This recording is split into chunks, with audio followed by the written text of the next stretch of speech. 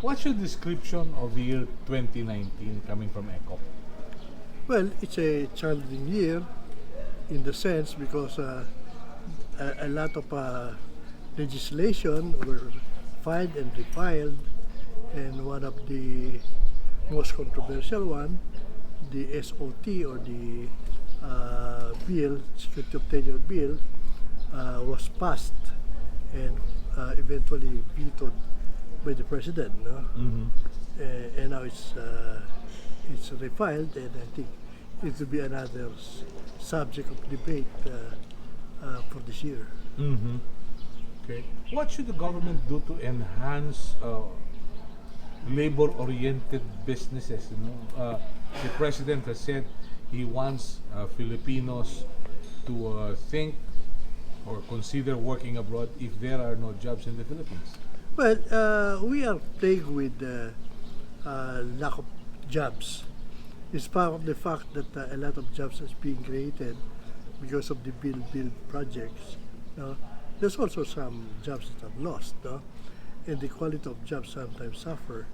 What is very ironic is that out of the 44 billion in the labor market, only 14% now are in the formal sector. 86% of them are in the informal sector. They're not even covered by our labor laws.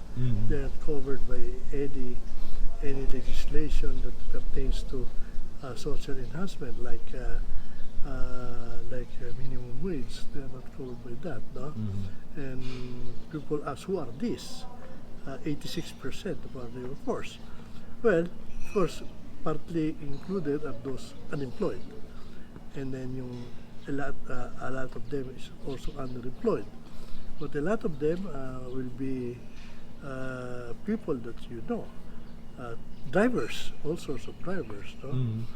They are not covered. They are part of that.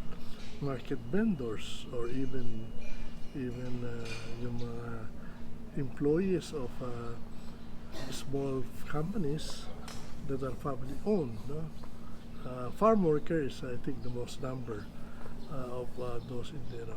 So that is why it is quite difficult for us sometimes to be able to comment whenever the organized labor pushes for benefits, additional benefits, or increased salaries, because we already know that they're only working for 14% of the people, and it makes the life of the 86% workers more difficult, because at least the 14%, which is in the formal sector, they already have mostly regular jobs. They're better situated than the 86% generally. So I think the government should try to really address the 86% rather than continuously addressing the 14% simply because they have the organized voice. I see. What should be the priority of President Duterte for 2020? As always, the name of the game is investment so that we can create jobs.